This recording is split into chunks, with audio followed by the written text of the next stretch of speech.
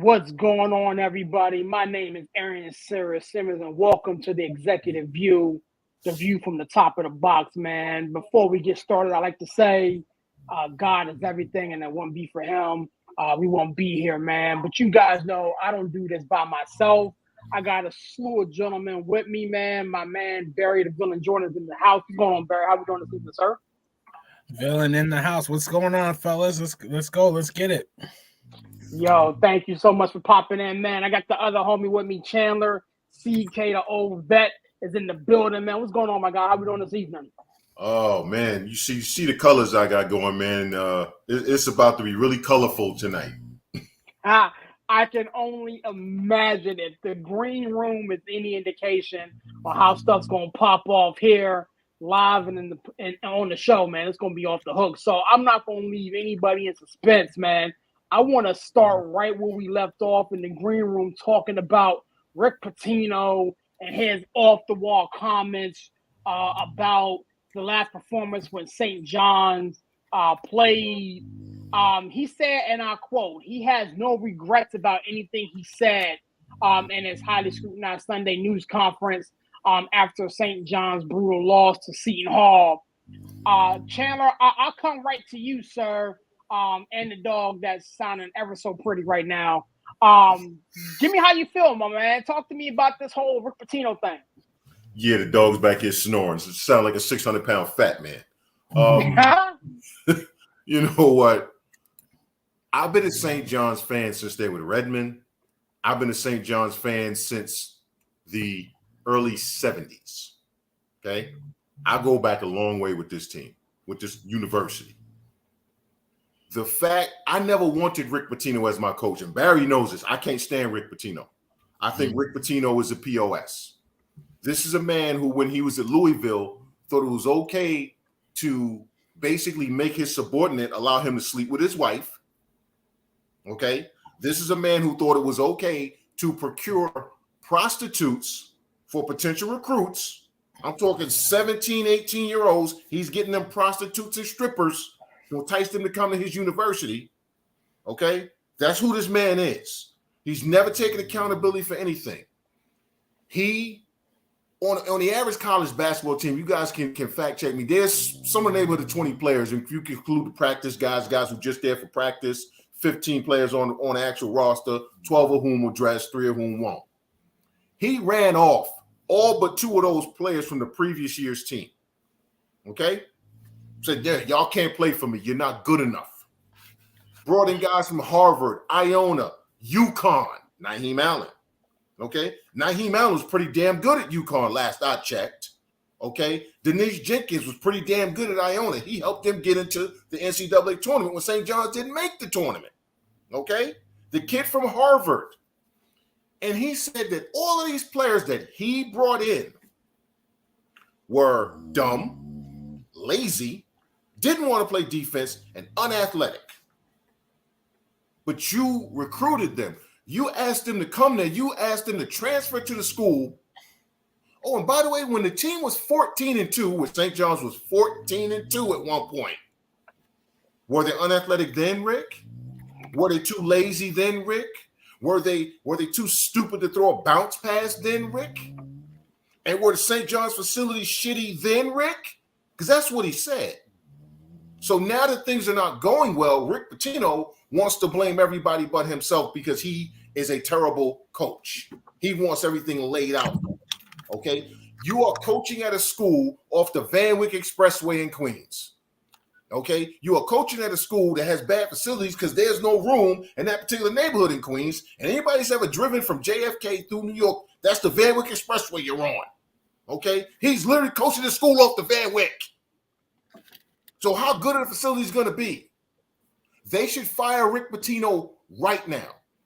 Right now, he should be fired because you have ruined recruiting for this university as long as you're there. What kid is going to come there now? What 5-star from New York City is going to want to come and play at St. John's knowing that as soon as things go badly, Rick Pitino is going to say, you're a bum, and you're a bum, and you're a bum. It ain't me. I'm Rick Pitino. I'm a Hall of Fame coach. It's all you. Man, listen, this dude needs to go, and he needs to go now. And the fact that the university administration has not come out and strongly condemned his statements, said something. What I hope the players do, go ahead, practice all this week. When you get to Georgetown for the next game, go out there, do everything, and when it's time to go on the court, everybody just sit on that bench and say, nah, bro, we too lazy to. Yo, honestly, man, stronger comments from Chandler regarding Rick Pitino. I, for one, I agree with a lot of what he said, but before I give my perspective on it, Villain, I'll come to you. I'm not sure if you caught wind on what Rick Pitino said regarding his most recent loss. I mean, it's right there in your backyard. So talk to me, man. How you feel about it? I hear what you're saying, Chandler, and I guess serious, you're gonna double down on it. I get where you're coming from, but in the same breath, I mean, can't take criticism. Kids can't take criticism. I think it's more of an indictment if those kids actually did show up to the game and didn't play because of the coach called them out publicly, that they're weak, mentally soft, and mentally weak.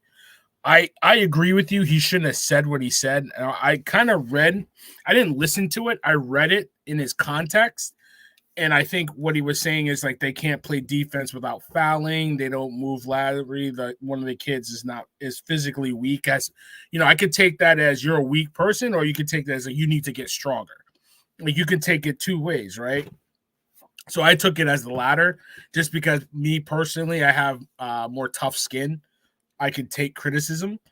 I think maybe these kids probably can't. And I think, the media is kind of ganging up on Pitino a little bit because that's the society we're in. We're in a mentally weak society where you can't say anything about anybody without somebody getting offended. So I take it from that perspective. But I do hear what you're saying, Chan. I don't think you're wrong. I think Pitino doubling down on it, I think a day or two ago, and, standing by his comments might be a little problematic for the program. Yeah, you got off to a hot start. It hasn't gone well lately. And, maybe you should take accountability how it's gone from 14-2 to 14-12 or something like that right now. I think the record is. Yep. So maybe Pitino could take a little bit of accountability on that end. But I don't think criticizing players in the media is such a bad thing. I know they're kids, but I mean, let's toughen up. Let's take that criticism for face value and say, all right, what do I need to do to get better? Barry, maybe I need to stop fouling when I play defense. You know what I mean? If these kids were this terrible, then why did you ask them to come there? See, you don't get to have it both ways, bro. You don't get to tell me you recruited them, Rick. So if you didn't know that these kids couldn't play defense, if you didn't know that they were slow, right? You know what system you run. You know what type of players you need. If he had just said we're a mentally weak team, I got no problem with that. You understand what I'm saying? But you don't get to call them basically trash when you, again, this is not a team he inherited, Barry. If this was a team he inherited, okay, fine. Listen, he basically said these are the wrong players. If they're the wrong players, then that's on you because you brought them there. There are only 2 players from last year's team. That means 10 players you brought in, you are now calling trash. And most of those players on the teams they left, all of those guys went to the tournament with their teams and they were leading players on those teams. So suddenly they get the queens and now they're bums. See, that's the problem with the comments. It's not about saying that my players don't do this, don't do that. That's not what it is. What it is he's taking no accountability for again, when they were 14-2, he had nothing negative to say. Now that you're not going to make the tournament, now your players are trash. That's the problem. It's not about criticism. It's about accountability of the adult. The adult is not taking accountability for his failure. Okay. No, I agree with that. I totally agree with that. That's why I mean, like, he's got to take accountability. But I look at it two ways, right? Yeah, he recruited the kids, but isn't it on the kids to improve from the beginning of the season till now? Like, to get better? Like, early in the season, let's be real, like, did they have a tough schedule? I don't think so. Now you get into the Big East tournament. You get into Big East play. But I say you get into the heart of the Big East play. Now things are falling apart. So it's on two sides, right?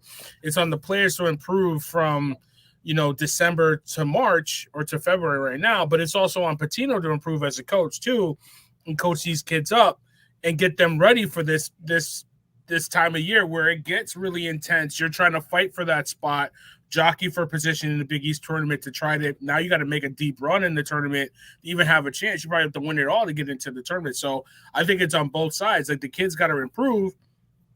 Like Pitino's got to take accountability for what's going on too. And like, we're losing. And it starts here. It starts with the coach. That's where I agree with you, Chandler. You know what I mean? And that's the thing, gentlemen, that I really agree with. At the end of the day, the coach has the keys to the car, and he has to have the heartbeat of the team. And the thing is, if we're going to sit here and drag all these coaches for going into the media and saying this, that, and the third, and ripping their players, then Rick Pitino got to catch some of this smoke as well. I mean, did they play well? Probably not. No, they didn't. They blew a big lead to Seton Hall. Correct. Should they have been taking the tax over that? Yeah, but I am a firm believer, and there's things that need to be done the right way and the wrong way, and publicly going to the media and airing dirty laundry, if you will, is something that I'm not a big fan of, especially to Chandler's point. These are the gentlemen that you went and asked to come to your program. You sat in their living rooms, talked to their parents, got them to opt out and transfer from one school to the other school to come play with you. And at the end of the day, you pretty much killed, I don't want to say killed their spirit, but we're all men here. You probably you killed their spirit. Like they play Georgetown or whatever next week. I don't think they'll play well.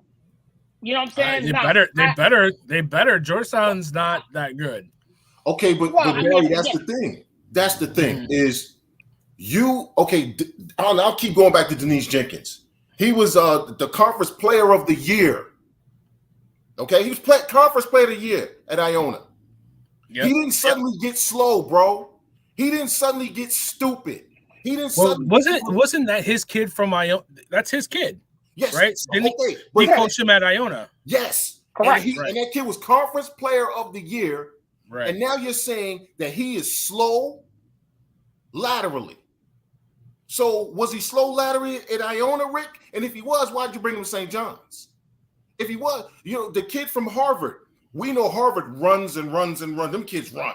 Okay. Yeah, ain't no lateral slowness if you play in Harvard because of the offensive system they run. Okay. Right. What I'm saying is it's not about, kids have thin skin. That's not what it's about. And see, that's kind of a straw man thing that people are bringing up, but that's a straw man.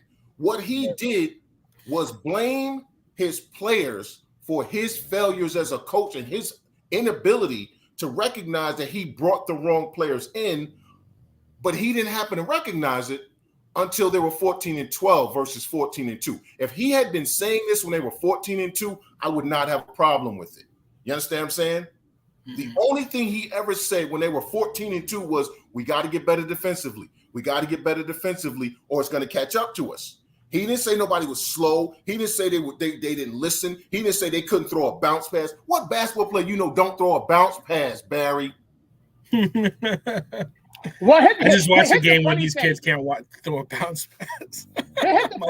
He may have said those things, but he said those behind closed door, Chandler. Now that they got blown out and lost his big lead, now he's bringing their dirty laundry out to the public. Like, here's the thing. I don't think maybe it's a wake-up call. Well, again, to do it in that manner, you know what I'm saying? And have us sitting here on the executive view tonight, dragging this guy for his choice and his timing of statement. Like, I honestly, for the life of me, don't believe that Rick Pitino forgot how to coach. I honestly, for the life of me, don't believe that he went in there and said, let me recruit the slowest, the one who doesn't make the smart intellectual play, and all these things. He didn't do that. So the fact that they now are sitting in a position where they got to get lucky to make the NCAA tournament. Why they're sitting in the position now where they got to go on a deep run in their college tournament. Now he's airing dirty laundry. You know what I'm saying? So again, I'm not buying it. You know what I'm saying? I'm not calling for another man's job because I understand, situations and you got, do what you got to do to put food on your table. I think this is a drastic lapse in judgment on Pitino's part.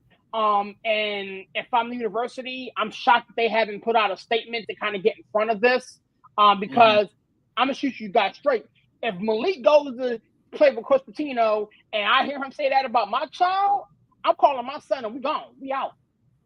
It's a wrap. But you know what? I'm saying? Like, so honestly though, Aaron, I hear what you're saying, and Chandler, I agree with you too. But like, I've heard worse. I've heard worse from coaches.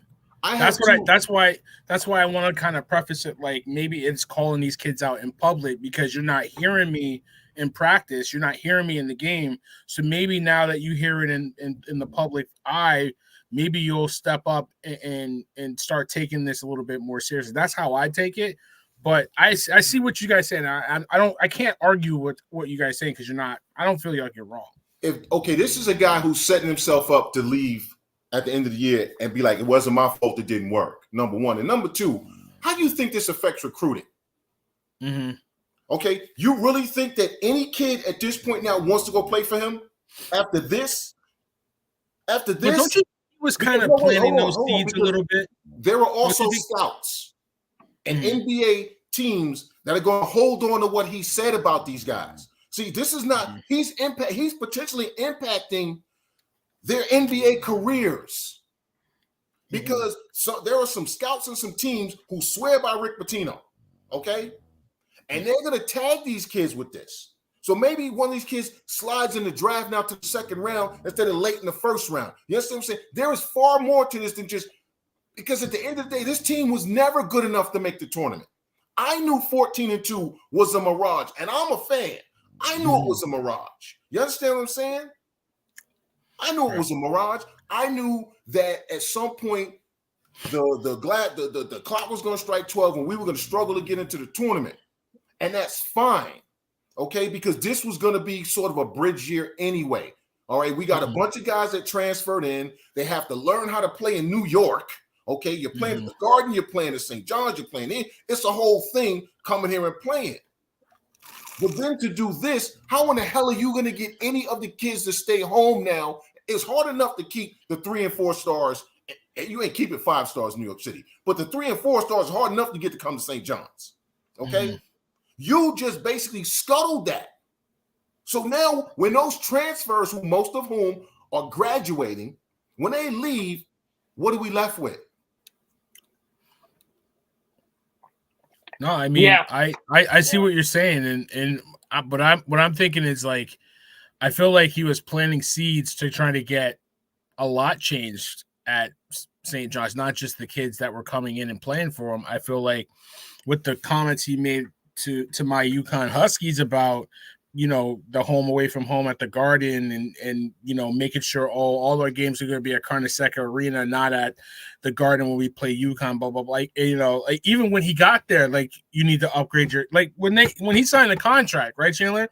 When he got there, he was like, y'all got to put money into this school. Y'all got to upgrade the facilities, blah, blah, blah. I feel like he's been planting seeds to really change the whole program as a whole, not just the kids that are coming in. And that's not going to happen because this is St. John's, okay? We don't have deep pocket donors like that, okay? And again, if you know where St. John's is in Queens, where in the hell are you going to build the facilities, Rick? There's nowhere to build them. You're in the middle of a middle-class neighborhood. There's nowhere to build any damn facilities. There's nowhere to build the sprawling things like you had at Louisville. That's not happening at St. John's. He knew that coming in. So here's the piece. If you know going in that you're going to be limited in your facilities and what you're going to be able to do, and that's a problem for you, then don't take the damn check. Because he got his check. He got paid. He got paid. He got paid, man. So, I mean, this is a great lead-off conversation talking about college basketball, and I wanted to kind of stay right there and continue the conversation about college basketball. We don't talk about it much, but the tournament is right around the corner. We got conference tournaments and then subsequently the NC2A tournament, Selection Sunday, and all that sort of fun stuff. And Dylan, I wanted to come right back to you, man. What has surprised you this year? Looking at the landscape of college basketball, a lot of people don't even really pay attention to it until after football season, and here we sit on the cusp of March Madness. Man, what say you about how the college basketball is kind of shaped out this year? I mean, I'm kind of. I mean, I have to keep my Homer hat on, so I'll get there in a minute. I'm surprised. Purdue had a bad loss the other day. I don't know if anybody saw that game, right? That was a bad loss. I was really very shocked much bad loss. At that. Yeah. I'm kind of seeing the ACC as a whole take a step back. I think that's something I've kind of noticed a little bit. Like North Carolina is solid. I actually know one of the kids. I know one of their dads on the team, or my family knows their family. But Duke isn't as strong. Like North Carolina isn't as strong. And then you look at the rest of the ACC, not really seeing a lot of movement out of there. You know what I mean? Not seeing a lot of like I don't know. I just like I don't feel like that's an overwhelmingly good conference. I think Houston's a damn good program, right? I like what I see in Purdue. Arizona's always there. Tennessee's had a good year.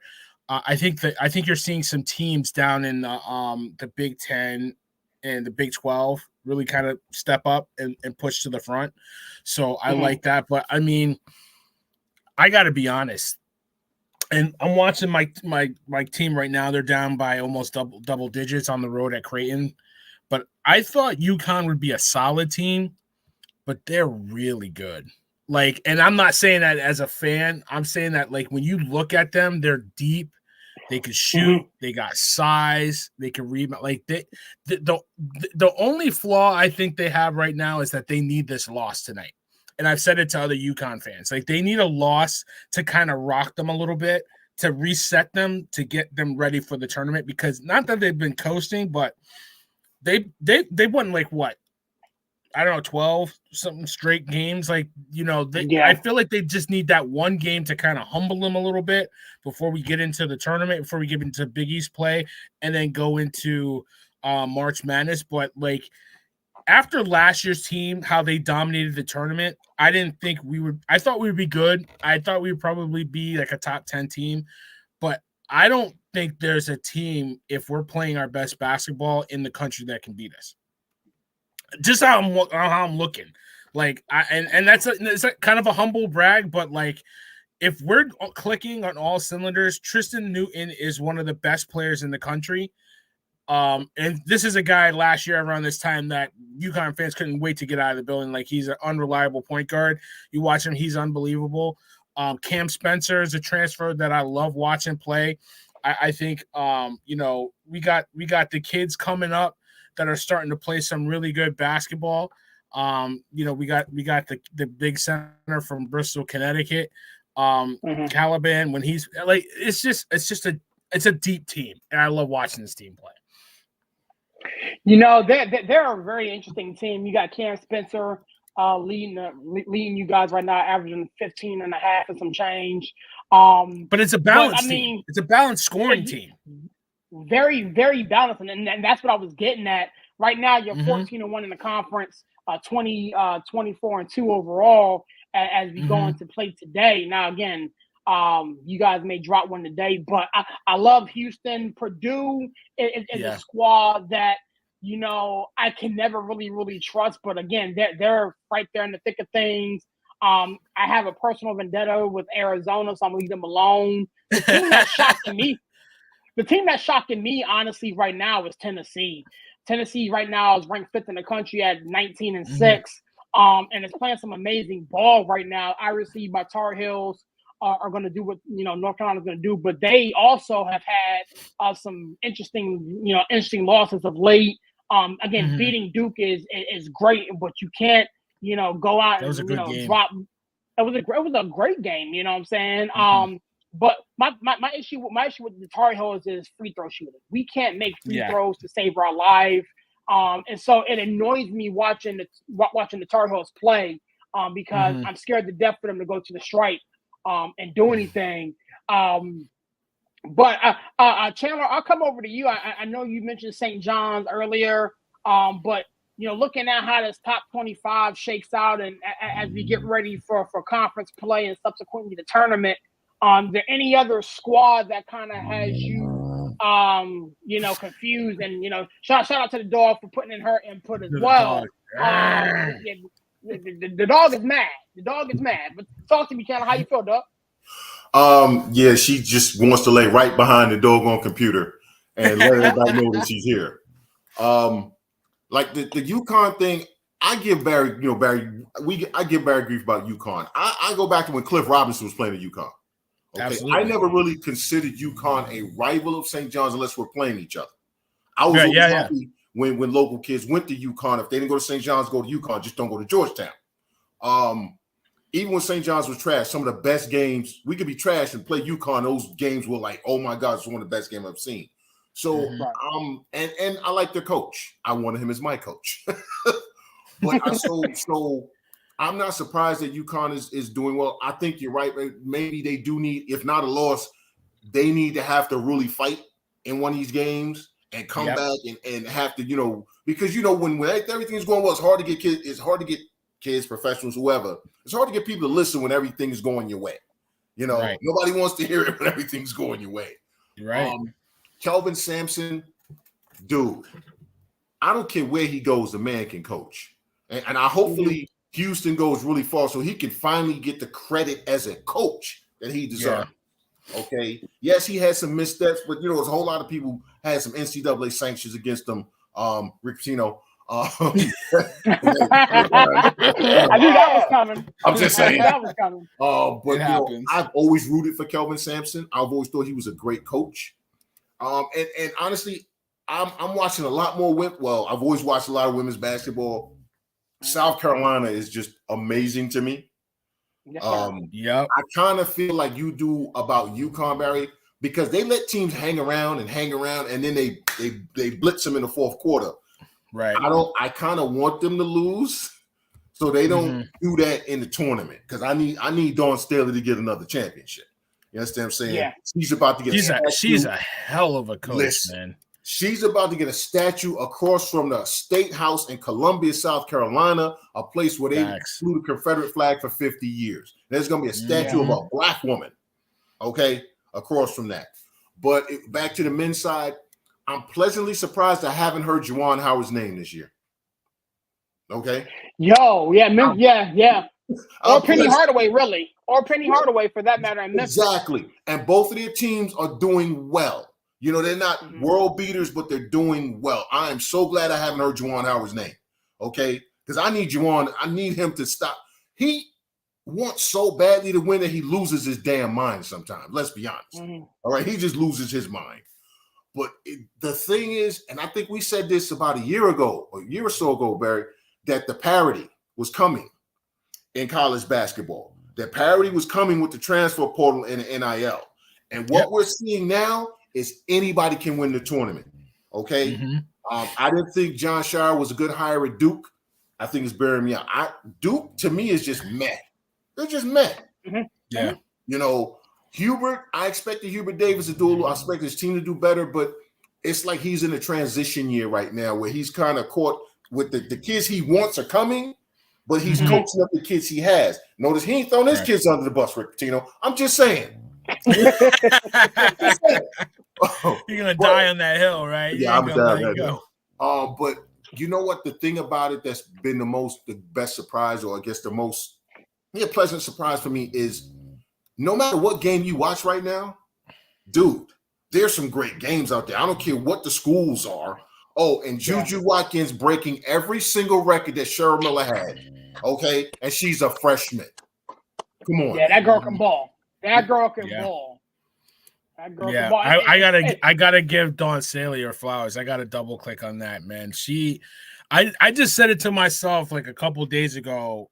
Like, not even, I think it was a week or two ago, because my aunt is a huge UConn women's fan, right? She loves the men's, but women's, if it's on, I can't call her, I can't talk to her until the game's over. And the way that South Carolina destroyed UConn, like UConn did not belong on the court with South Carolina. Dawn Staley is a terrific coach. If she doesn't win the tournament this year, I'd be surprised. Not only was she a hell of a point guard, she's a better coach. And that's saying a lot, because she was a damn good point guard when she played. So props to her. Yeah. And Dawn Staley is one of these sisters that, when we start to look at some of the greatest coaches to grace the sideline, men or women, she has to be in the conversation. I mean, no disrespect to Gino with UConn, with what he's done. And we look at Mike Krzyzewski and all these guys and ladies, if you will. Malkin, I believe she coaches LSU now. Yep. And all these different coaches that has graced the sideline. It's about time you throw Dawn Staley in the mix. And that's based off what she's done for so long. Rest in peace, Pat Summitt. We all, understand what she did for the game of basketball, and especially for women's basketball, if you will. And so, shout out to Dawn Staley. I don't ever want to say a loss is acceptable, but now, Mike Harvey says this a lot. A lot of, this team is playing with their food. They playing with their food. And by the time this tournament hit, like, again, they're the overall favorite. They're the projected number one overall, this, that, and the third. But there's some females that, if they catch lightning in a bottle, is going to have something to say. Like, hell, they just beat the brakes off of UConn. UConn's going to be in the tournament. They run through these other squads. You got an Iowa squad with, this chick, what was her name again? Clark. Yeah, you know what I'm saying? She's Clark coming. is going to be, she's coming. Angel Reese, she's coming. So there's going to be so many different other squads that got some, I won't say, goons, but you kind of get what I'm saying. They got some killers on that squad that if South Carolina continues to play with their food, they may slip up before they even get to the Final Four and subsequently win the championship. So I don't want to say a loss is good for them, but Dawn Staley and the way these girls is balling is insane. Before we move on from college basketball, is there anything else on this topic that you want to hit before we move to the NBA? Because I know stuff's about to get live when we start hitting that. Yeah, just, these Iowa fans are clowns. Caitlin Clark is fabulous. Okay? Absolutely. Fabulous. Iowa fans are clowns. Let me be very clear. Cheryl Swoops is one of the greatest basketball players ever. Mm-hmm. Notice I didn't say women's basketball. I said basketball. Respect. Okay? Respect. One of the greatest ever to play this game. And you run around talking about don't be a Cheryl. Man, listen, all you Iowa fans, I need y'all to go find the nearest lake, because there ain't no oceans near there, and jump in.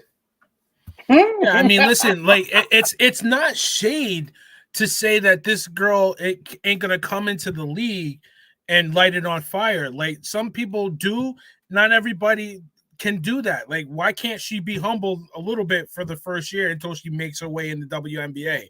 Like, it's college to pro. Like, everybody in the WNBA can play. Everybody in the NBA can play. You know what I'm saying? Like, It's not shade to say that she's not going to come in and be the best player in the WNBA. I mean, come on, man. That's not. I agree with you, Chen. Like Iowa fans, pause. Have a little respect. Pause. You know what I mean? Yeah. And the thing is, I'm glad you guys brought that up, and shame on me for missing it. But again, two things can be true. Caitlin Clark can be very, very good, and Cheryl Swoops or whatever the case may be can be just as good. You know what I'm saying? Or they all could be good. So many times we hear at sports want to put one person above the other and this, that, and the third. Let's give them flowers, man. Caitlin Clark is good. That girl can ball. But so can the one that preceded her as well. So let's start talking crazy. Oh, two names I'm gonna give you. Do some research. Pearl Moore and Lynette Woodard. That's all I'm gonna say. Pearl Moore and Lynette Woodard. when we want to start talking about scoring and women's basketball. Pearl Moore, Lynette Woodard. What about Reggie Miller's sister? Come on now. Everybody knew she was a bucket and a half. Man, listen, Cheryl was always the better Miller. She was always the better. She was a bucket and a half. Like you couldn't tell her nothing, and she'll tell you to your face too. Like she had no humble brag on her. You know what I mean? No. But even still, like listen, Caitlin Clark has a lot of pressure on her, just because she is such a phenomenal player, and then she's going to be expected to come into the WNBA and light it on fire. Like I don't wish that on anybody, just the pressure that she's going to be on and the scrutiny. So why can't we just not even bring her down, just pause, let's chill, you know, like, let her be, you know what I'm saying? Like, don't expect her to come in and not everybody can do what LeBron did, come into the league and set it on fire. Not everybody can do that. You know what I mean? Stop putting that expectation on people. You know what I mean? Like, well, I mean, honestly, Villain, again, Chandler, you know this as well. You know, we are creatures of the moment. We are prisoners of the moment. And what she just did by setting that record, everybody wants to put her in the league and doing stuff like shit. I'm a fan of women's basketball in general. You know, Maya Moore, when she got drafted out of UConn and went to the Minnesota Lynx, she went off. Diana Taurasi, you know, they call her White Mamba for a reason. That girl is a stone cold killer. You know what I'm saying? You still got, Breanna Stewart doing things. So, I mean, I can go down the list. You know, hell, I'm old enough to remember Cheryl Swoop, Cynthia Cooper, Tina Thompson, Shamika Hoslaw. I'm old enough to remember all these ladies. Yeah, Tamika like Catchings, Sue Bird was that dude. Exactly. You know what I mean? Exactly.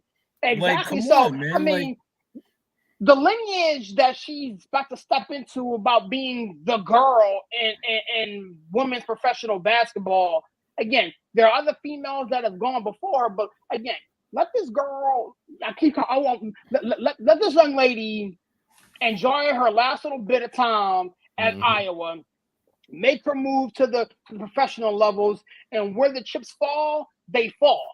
But I agree with Chandler. Like, you can't, crucify one on the cross while elevating the other one, because it sends a mixed signal. And that's exactly what they're doing here. Yep. Because you're bringing her in and like she's supposed to be some kind of messianic figure. Like she's going to save the WNBA, elevate the league so that everybody starts making, money that the NBA players are making. And I don't think she could do it by herself. Like, let's be honest. She's making more money right now than she will on a WNBA contract. Thank you. Let's keep it a buck. So let's not think like because of that, like she's supposed to come in and elevate everybody's pockets. Like, let's just let her be and let her career unfold, and then we could say, oh, you know what? Maybe now we can talk about that. But let's pause. Pump the brakes, man. And it's no disrespect to her. It's no disrespect to say that to her. Listen, Aaliyah Boston averaged a double-double as a rookie. She won Rookie of the Year. Right. The Indiana Fever weren't even mentioned, after her first couple of weeks. And she was balling, because she wasn't close to being the best player in the league, all right?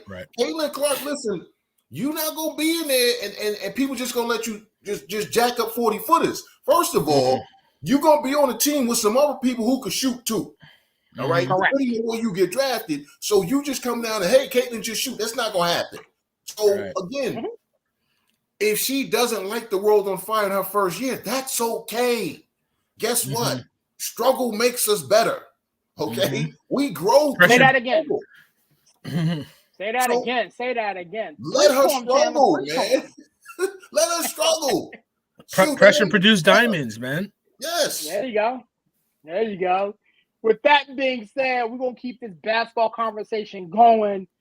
Over the weekend, some of us took part in watching the NBA All-Star game, All-Star festivities. We had the celebrity game, the Saturday night stuff, as well as what took place on Sunday, where there were 300 some odd points scored.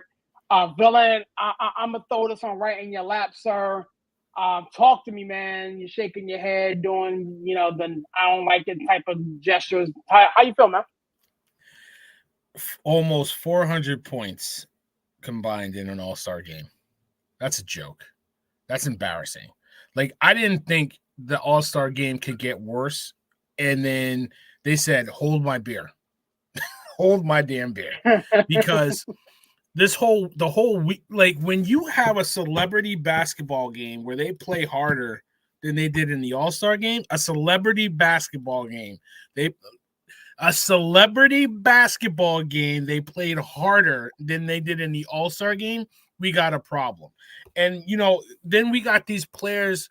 You got Dame Lillard, who got the MVP, talking after the game, LeBron and everybody talking about, we got to fix it. We got to figure a way to do it, make it better. You guys are part of the damn problem. What are we talking about? We got to figure out a way to. LeBron and these guys are part of the problem. When people said when he didn't want to do the dunk contest, that's when it started. I kind of agree with that. But then it kind of started when guys stopped really, when it became buddy. It wasn't a collection of the best players, the best pickup game on the planet, two sides trying to battle for supremacy. It became a friends game. That's what it became, like a little invitational. Like one of the problems is, like, you're trying to tell me you're going to incentivize these players to play harder in the All-Star game by giving them $1 million check. These guys are making $50-60 million a season. What the hell do they care about $1 million check? Like, honestly, the problem, the benefit of having player empowerment and giving these guys these massive contracts is now spun out to where you have this issue with the All-Star game. They're not incentivized to play hard because I already got my check. I don't have to play every game in the season. I just got a $280-something million extension from the New Orleans Pelicans. I don't care if I haven't played. No offense to anybody with mental issues, but I got mental issues, but give me my damn check. That's where we're at in the NBA. If I don't show up to work, I don't get paid. If I don't show up to work long enough, I get fired. These NBA players, they don't show up to work, but you better have my money. Run me my check. That's the problem with player empowerment. That's where we are. That's why I think it's a trickle-down effect with the All-Star game. These guys aren't incentivized. They don't have to play hard. They like to get All-Star recognition. They like to get first-team All-NBA because it helps them get a bigger check. But when it comes to actually doing the work of actually playing, no, it's a mental day or it's a rest day. Like, I don't want to, load management day or just I don't need to play in the All-Star game. I already got my check. That is the problem. That's why you have an All-Star game that is unwatchable. I refuse to support it. I refuse to watch it. It's gotten to the point where it's just a layup line. It's a joke. It's a joke. I remember the All-Star game. I remember one of my first vivid memories of the All-Star game is watching Magic Johnson dribble on the right side in Orlando and shoot a three over Isaiah Thomas to win the NBA, to win that All-Star game. That was one of the best All-Star games I've seen.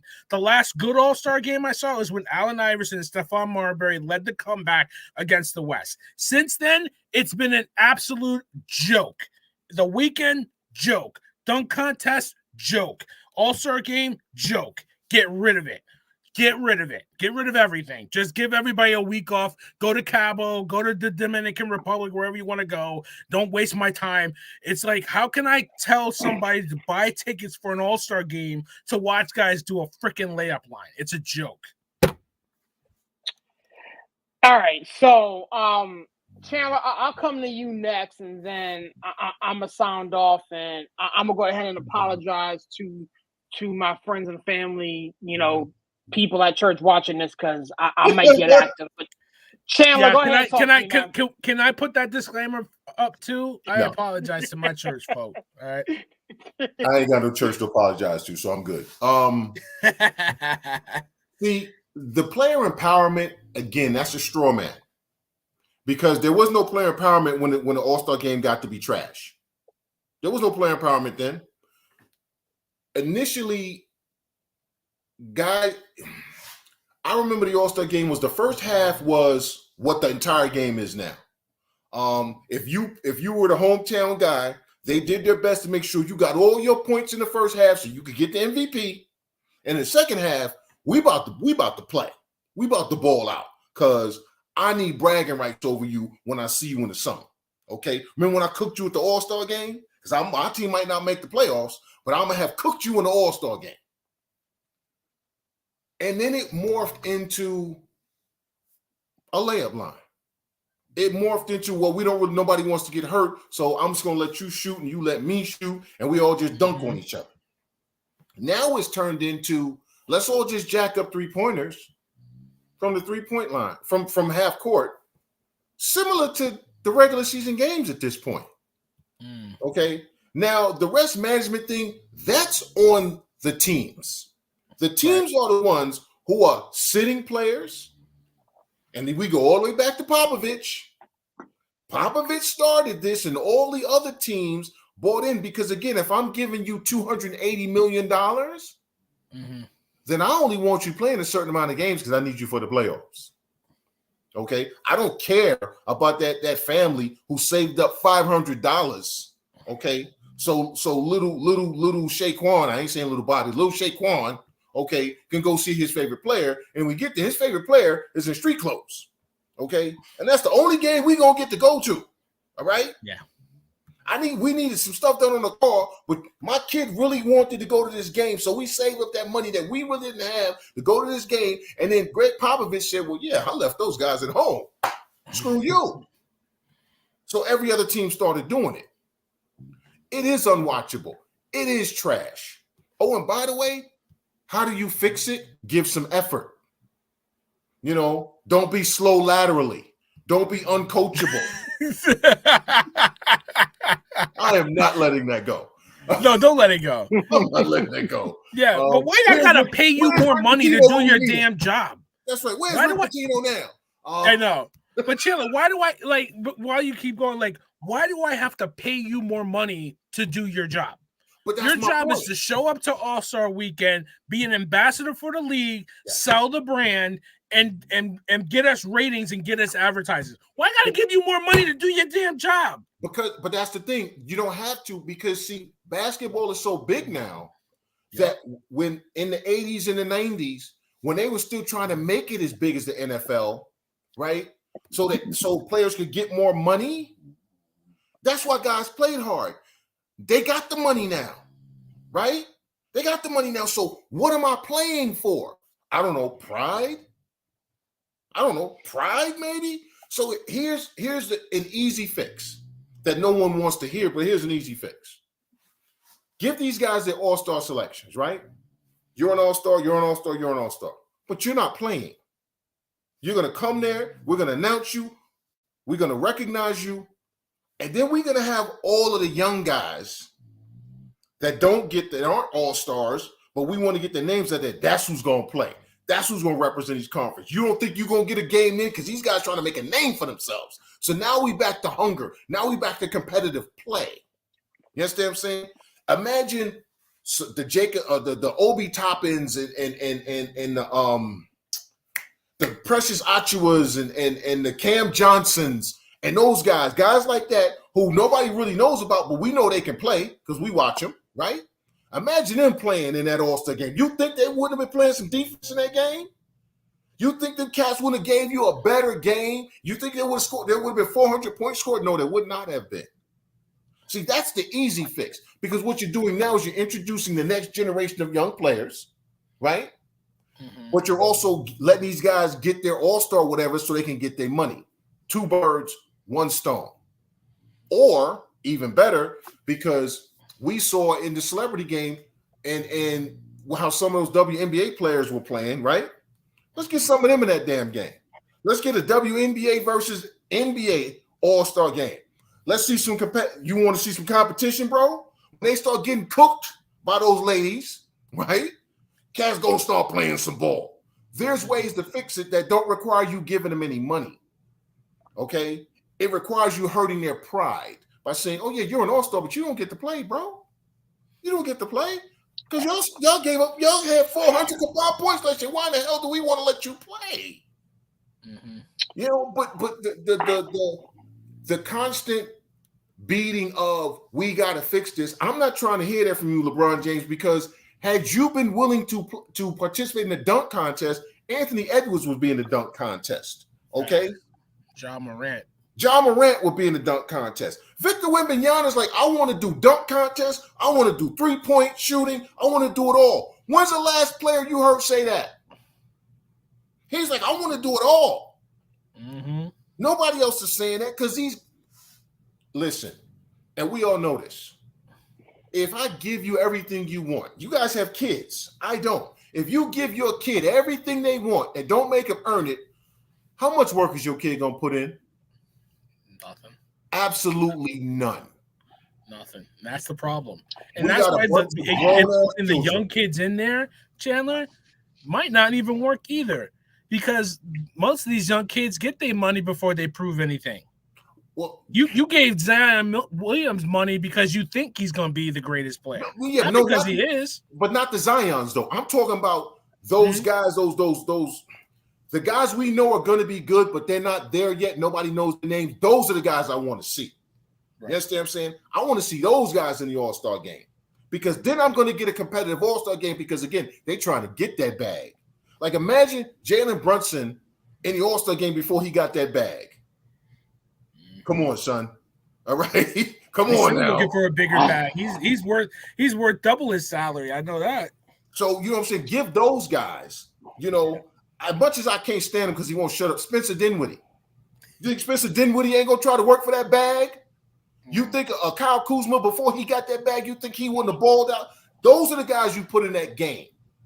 If you want to see a competitive game, put the guys in who's still trying to get their money. Don't put the guys in who already got their money. I already got my money. What the hell I'm going to work hard for, bro? I was born on third base. I hit a home run. What's wrong with you? Black Zach's in the building, man. We're talking about recapping All-Star Weekend. We've had some strong opinions regarding the game itself. I want to let you sound off before I go nuclear. So talk to me, Steve, man. How you feel? I'm feeling all right. The accessory of the night last week was the hoodie, and this one is some people still believe in the Easter Bunny and Santa Claus. I still believe in Coach Prime. So it's like, but other than that, to get to the All-Star game, it's like a lot of people are up in arms behind an exhibition game. It's an exhibition game. It is meant to be entertaining. They play 82 regular season games. And you know what, to be honest, some nights you can tell when these guys are mailing it in, but with the whole world watching, so to speak, you would love to see a better showing. I mean, 200 points, that's crazy. It's like, I thought I would never see that in an All-Star game. It's like, it's crazy because I remember the infamous, 2000 All-Star game when the Eastern Conference All-Stars were down 20 going into the fourth quarter and came back and won. Those boys D'd up and came back and I believe it was Marbury and Iverson. And I love that. That was an awesome moment in All-Star game history. Magic Johnson, coming off of, the HIV thing and hitting those threes in Orlando in front of everybody, stuff like that. They were playing hard back then in the All-Star game. You can go to even other sports. R.I.P. to Sean Taylor. We're in the Pro Bowl, blew up the Buffalo Bills punter. It's the Pro Bowl. It's just out there doing that. I mean, for me, baseball has the best exhibition All-Star type game because the sport of baseball lends itself to, it doesn't change. Basketball changes in an All-Star game setting. Football, they don't even play the actual game like football anymore. They play flag football and they do all the skills competition and stuff like that. Hockey, they do the 3-on-3 stuff. It's like baseball for me has always been the better exhibition All-Star game because the game doesn't change. Whereas with the other sports, the game kind of changes in these All-Star settings. And you see even with All-Star Saturday Night, where Anthony Edwards is kind of using his left hand and all that stuff like that, and just, I get it. It's entertainment. But at the end of the day, I'm watching to see the best basketball players do their thing. It's a showcase. And I'm not there you guys were talking about all the money and stuff like that. And I get it. And it's these guys don't want to go out there and get hurt. But it's if you don't want to get hurt, then say, you know what? Thank you, fans. Thank you, everybody, for voting me to the All-Star game. But I decline the invite. I'm going to just, I'm going to take this time to just rest or whatever that. Or I'm going to take this time to just chill in Indy for the weekend and just hang out and stuff like that. I just, we have a long season, and I rather use this time to rest. It's like, it's as simple as that. I'd rather guys do that than to go out there and what happened Sunday night. But again, it's like, I don't have a real strong opinion about it to where it's like, this is a travesty. It's like, it's entertainment. Was I entertained? Not really. And I think that's the problem, Zach. Like, that's the problem. I'm sorry, serious, but like, I'm supposed to be entertained. I wasn't entertained, right? And I'm like, Anthony Davis had an opportunity to put the world on notice that he's that dude, and he screwed around. He played around. He took it as a freaking joke. So why should I take you seriously?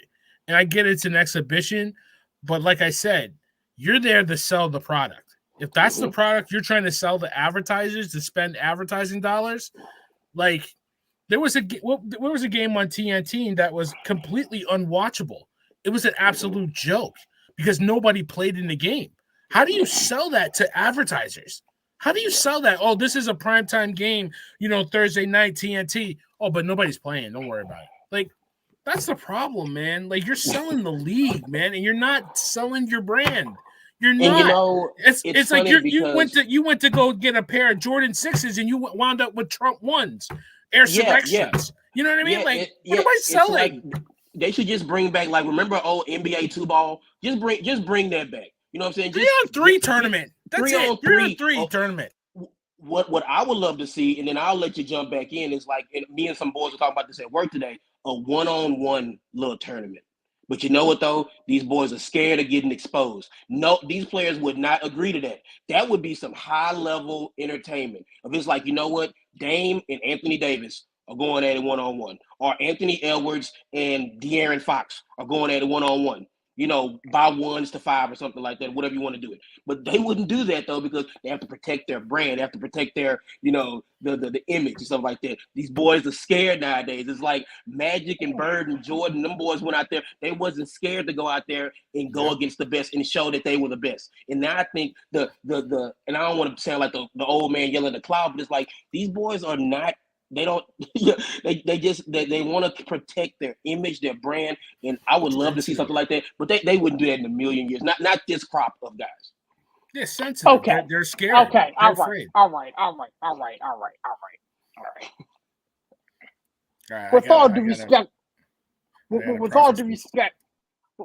respect, gentlemen, I think that you are mad at the wrong thing. If you want to get mad at the All-Star game, you have to go back to when the NBA changed and when the NBA evolved.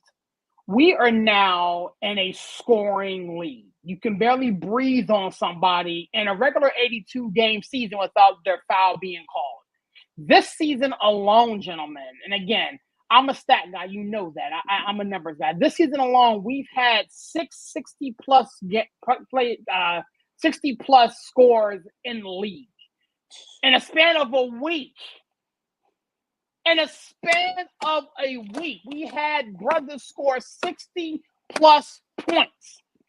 And you want to sit here and jump on God's internet and be pissed off that an all-star game is a complete microcosm and a mirror of what you're watching on a Monday through Friday basis. Miss me with that nonsense. I don't give a gosh darn how you feel about the NBA All-Star game. If you're sitting there watching it Monday through Friday,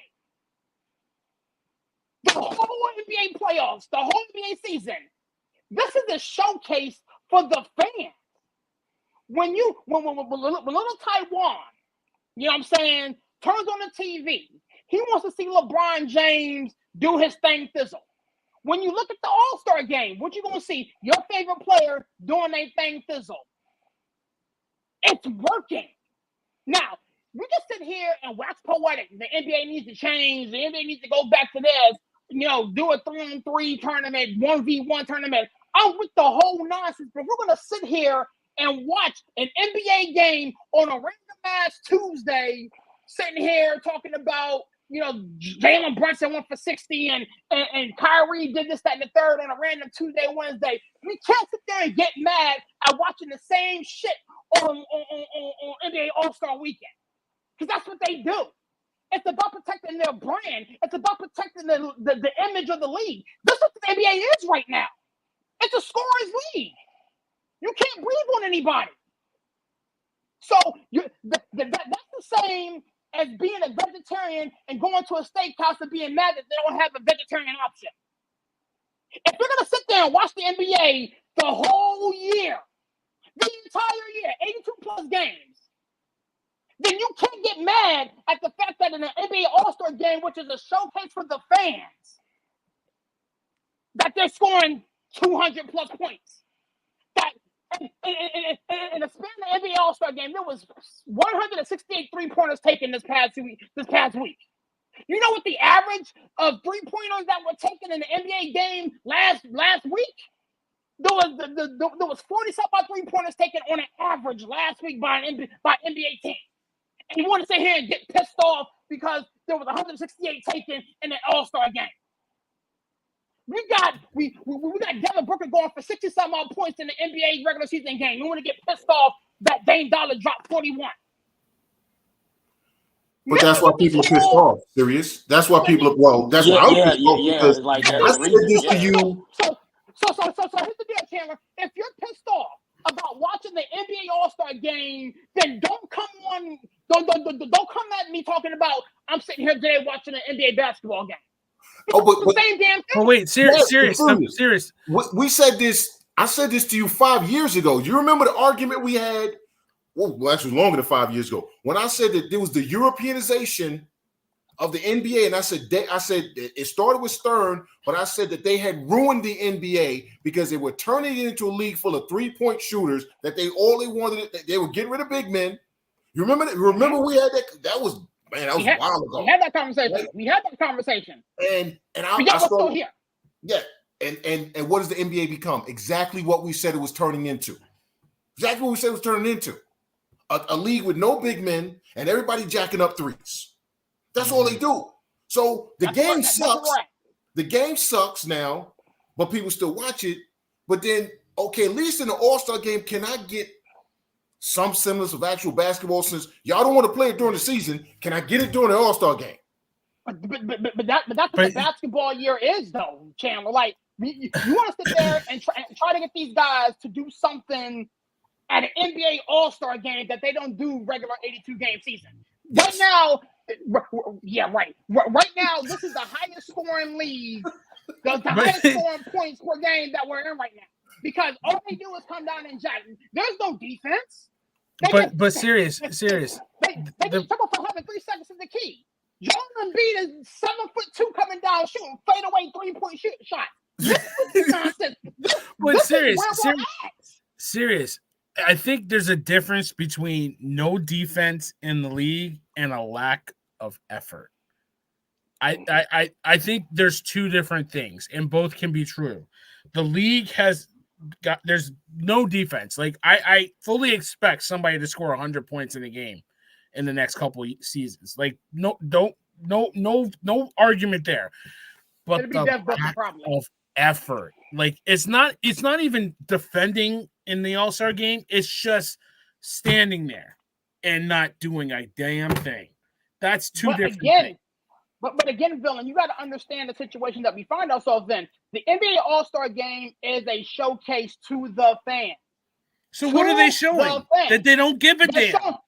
They're showing they don't give a damn. They're not showing they don't play defense. Their favorite player is getting buckets. Now, again, if we're going to have this conversation and if you want to take this particular stand, the next time Jalen Brunson drops 60 on, the Houston Rockets, if you will, since we 2 Rockets fans here, don't hit my phone talking Jalen Brunson noise.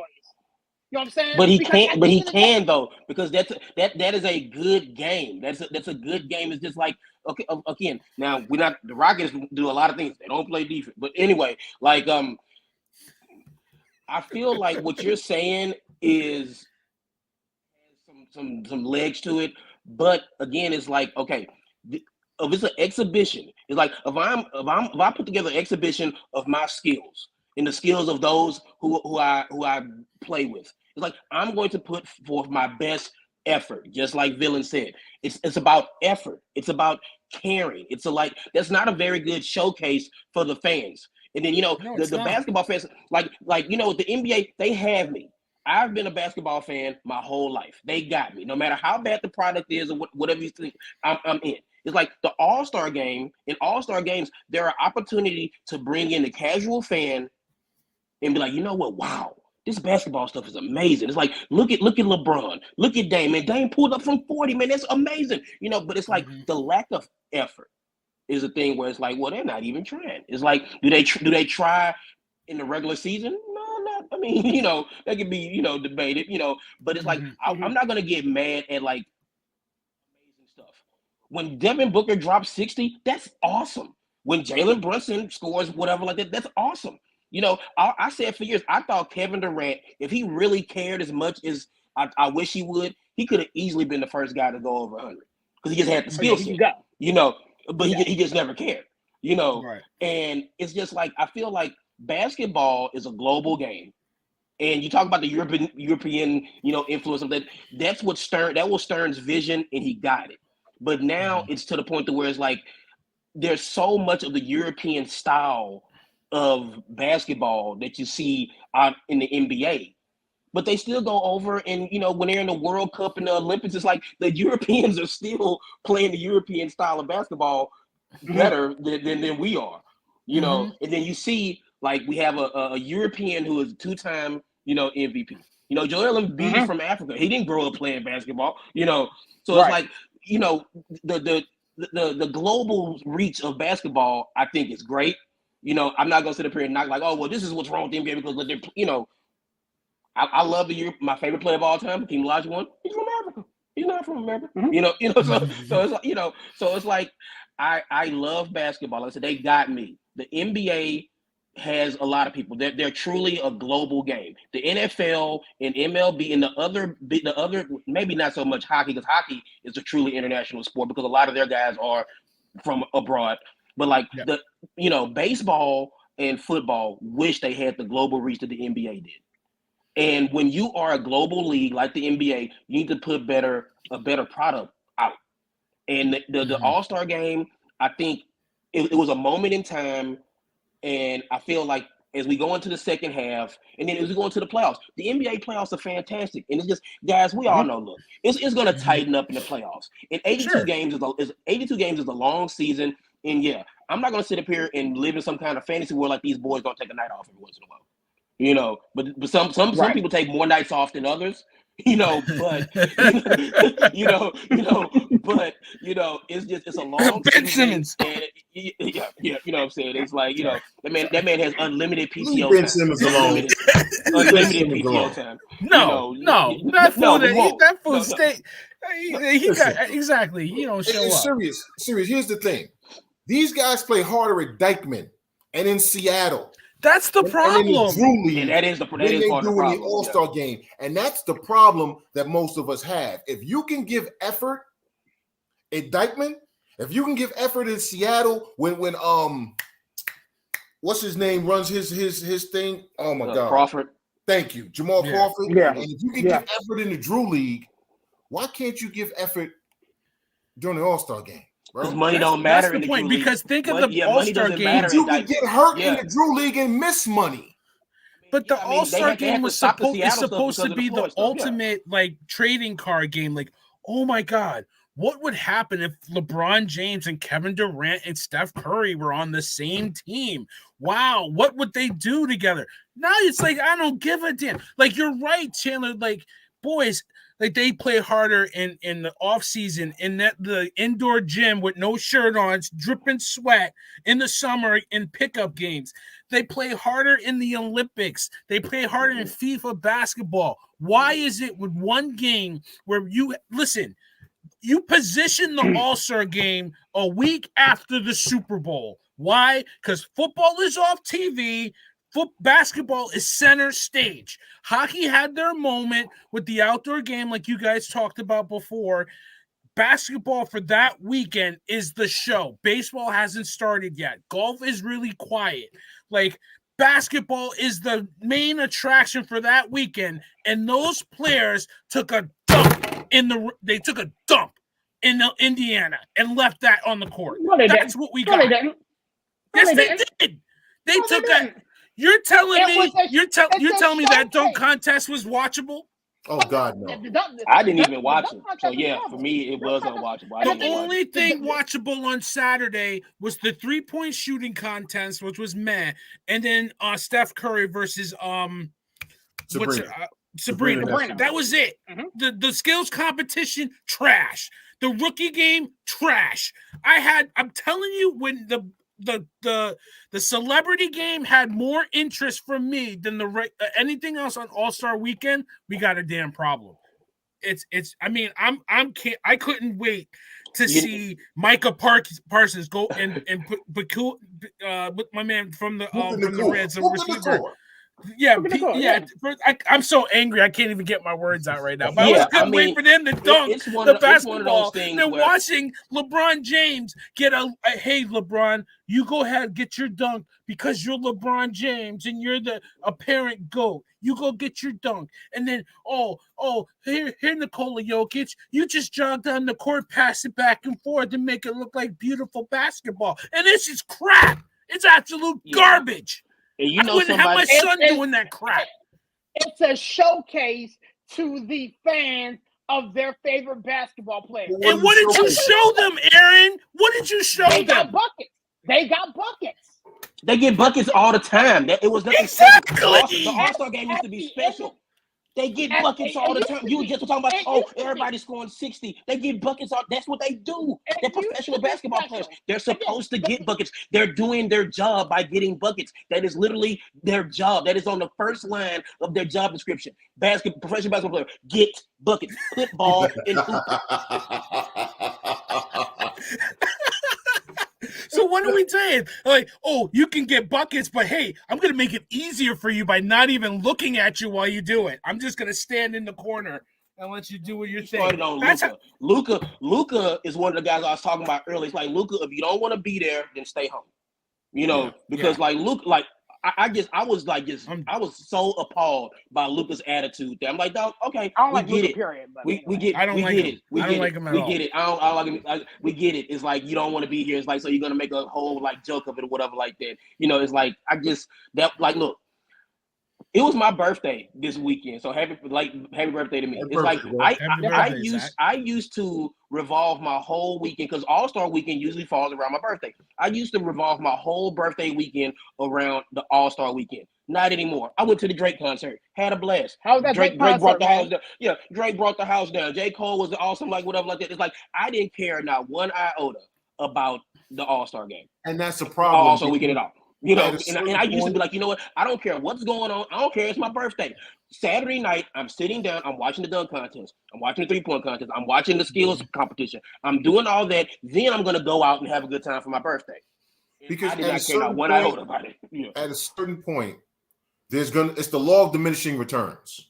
Yeah. We watched Rob Manfred do this to Major League Baseball. We watched Rob Manfred turn baseball into a regional sport, which used to be the biggest sport in this country. We watched him turn it into a regional sport where people are like, because at some point fans are going to stop watching this nonsense. And seriously, you're right. I'm talking regular season, postseason, you name it. They're going to stop watching this nonsense because that's what it is. Nonsense. You got people talking about, they played good defense. You gave up 122 points. What defense did you play? You won 146 to 122. That's not a basketball score. Thank you, dear. That's my dog. That's not a basketball score. I don't want to see both teams scoring in excess of 120 points. Right. What the hell are we doing here? Like, we don't want to go back to the days. We don't want to go back to the days where it was like 80 to 88. Like, we don't want those days, right? But I mean, yes, like, yeah. I mean, like, do we want, I mean, but we want, all I'm asking is, I always look at it because I'm a marketer, right? I that's what I do for a living. I'm a paid search marketer, right? How can I sell this product? Like, really, where you get your money is advertising dollars and selling the rights to ESPN. Well, not ESPN is the main one in TNT, right? And then you have your NBA TV package that you pay for. You have, you know what I mean? Like, how do I justify Aaron saying, I want you to pay to watch the NBA TV, pay to get that whole subscription, watch all the games, right? How do I tell you to do that? And I'm putting a product like this on the court. And it's not the defensive rules, it's these players. Like, I'm telling you, LeBron James didn't want to be in that dunk contest because he didn't want to look bad. Yep. He was worried about his brand, just like you guys said. Jordan did it 3 times. Dominique did it 5 times. Kobe Bryant did it. Vince Carter had the most pressure on him in the world and couldn't wait to do that dunk contest in 2000. These guys don't care. Why? Because of my brand and because I already got my damn check. There's no incentive for me to go out there and do it. That's the fact. I would honestly, to keep it a buck, and we can move on if you like. I don't want to. I'm cooking, baby. I'm cooking. Woo. Nature boy. I would do away with the dunk contest because out of everything that took place this past weekend, that was the most unwatchable for me. These guys did the same dunk over and over and over. Yep. There are no new dunks.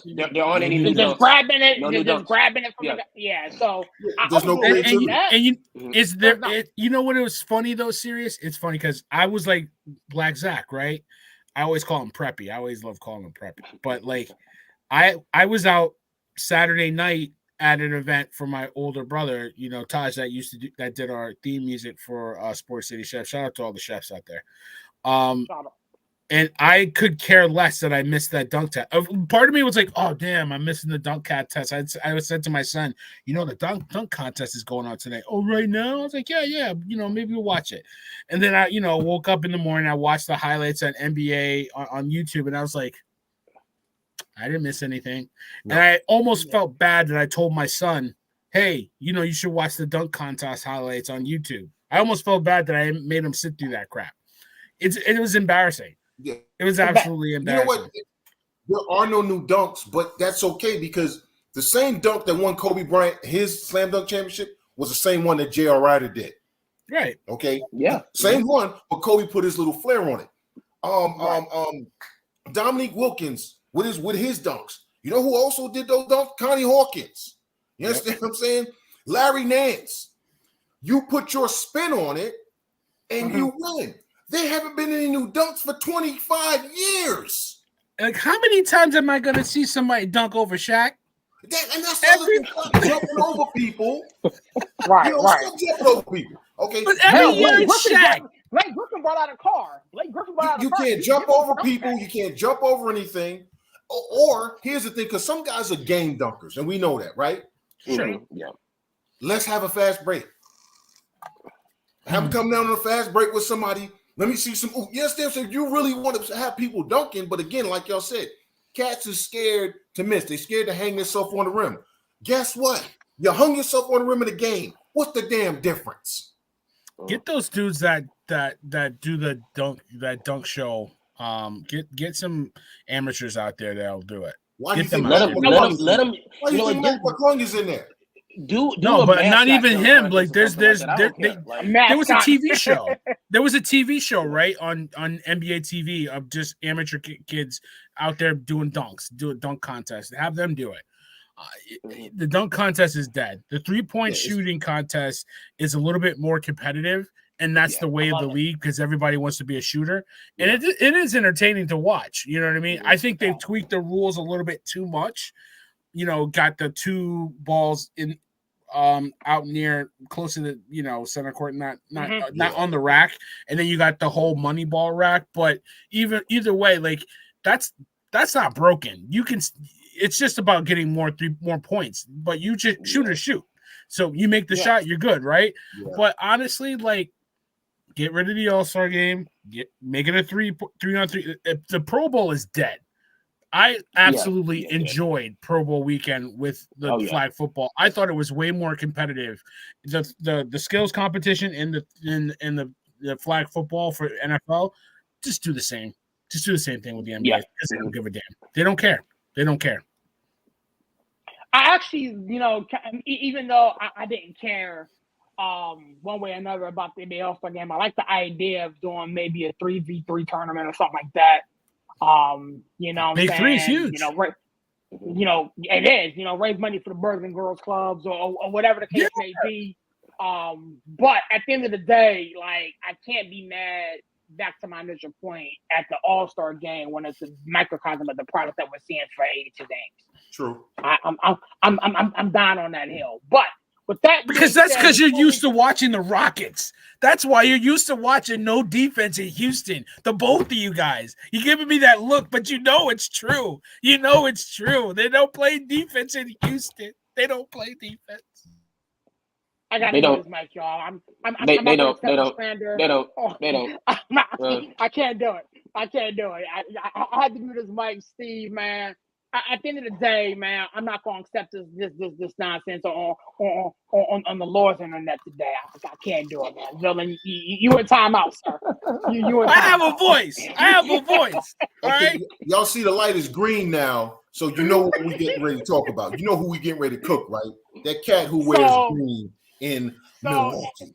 It's funny you mentioned that, Chandler, because I'm going right back to you, man.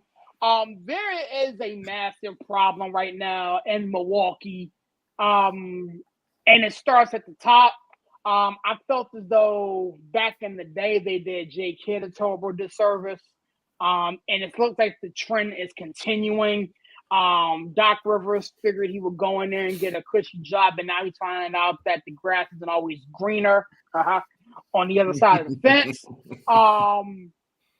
Talk to me, Chandler. I mean, we talked about it in the green room before the show, but Giannis flat out said he don't watch film. He just shows up and just eeny, meeny, miny, mo, and he just uses his athleticism, if you will, to get buckets, man. What the heck is going on in Milwaukee, man?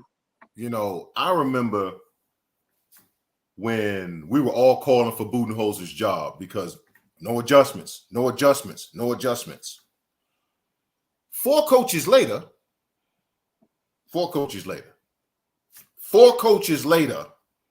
we find out that Giannis is the damn problem because he don't like to watch tape. He wants to go out there, not only does he not know who he's going to be guarding, he don't know what their tendencies are because I don't watch basketball. I don't watch film. I have no idea what that player is going to do. It's fun that way. Wow.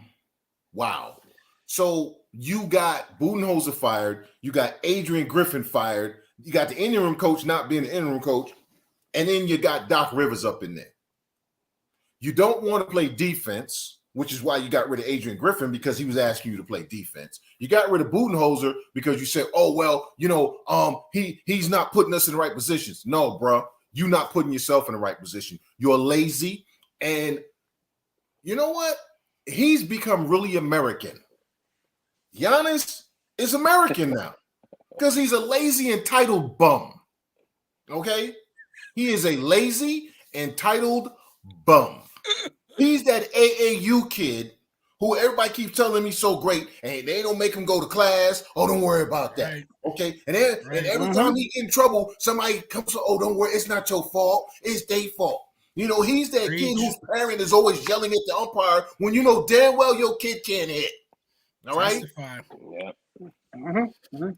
This man, this professional basketball player whose job it is, second line on his resume after get buckets, adjust to the other team, okay? Play some defense, be professional at your craft, says, I can't be bothered to prepare for my opponent. I can't be bothered to prepare for my opponent. But I need that coach fired, and I need that coach fired, and I need that guy gone. I need you to trade for this guy. But I can't be bothered to do the simple thing of being a damn professional and prepare for my opponent. Man, look, when the Milwaukee Bucks lose in the first round, and they are going to lose in the first round, I don't care who they play, they lose it.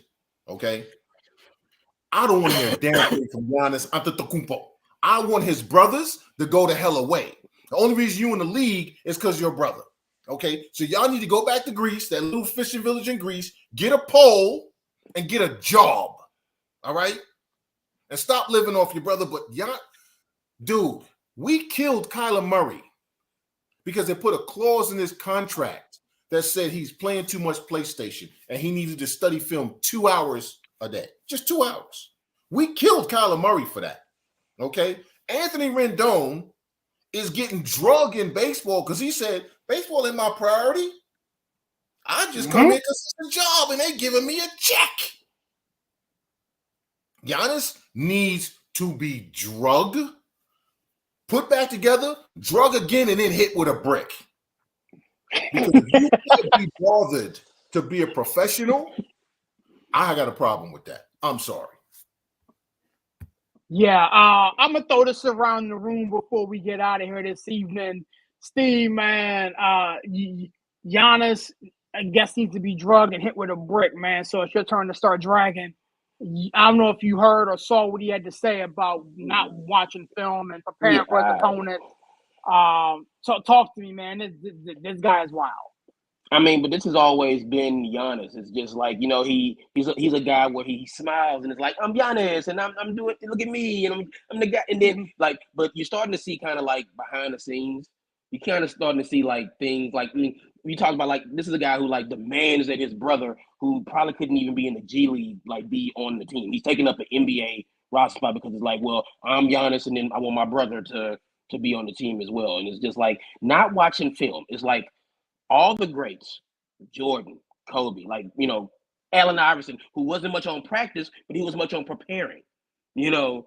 So it's just like, what makes you think that you're above that, you know, because you just go out there and and then you get mad when you say, oh, well, all Giannis do is just run to the hoop. And, you know, nobody can stop him from getting to the rim. So that's just all he does. And then you're making all this stuff that we say, you know, like true. Because it's like, all you do is just go out there. I'm just going to use my natural ability. And I'm just going to go out there and I don't need to watch film because I'm Giannis. I can just go out there and just let my God-given talent just overrule everything, just go out there and do that. And then when you have an actual basketball player like Dame Lillard, a guy who got it out the mud, as the kids say, you know, a guy who works his ass off, a guy who had to go to Weber State, a guy who like all those years in Portland, is like, that's almost like spitting in these guys' face. You know, you got a guy like Bobby Portis sitting there next to you, a guy who, you know, made it through the ranks and stuff like that. It's like, just because I'm so talented, I have all this God-given talent, and I'm just going to just go and do what I want. It's like, okay, the best player needs to be the hardest worker, as they always say. And, you know, we talk about Michael Jordan was the hardest worker on those Bulls teams. You know, Charles Barkley was the hardest worker, like on those Suns teams. And, you know, Shaq, well, maybe not Shaq.